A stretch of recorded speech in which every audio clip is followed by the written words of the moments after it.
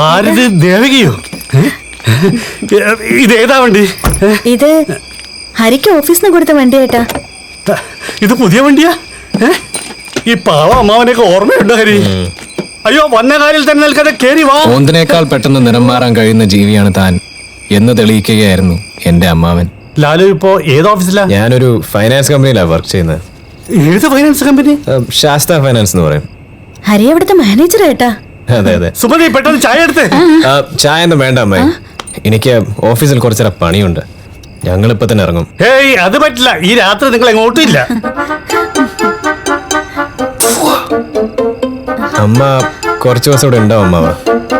നാളെ ഓഫീസിലൊരു മീറ്റിംഗ് ഉണ്ട്, അതുകൊണ്ട് എനിക്ക് കുറച്ച് പ്രിപ്പയർ ചെയ്യണം.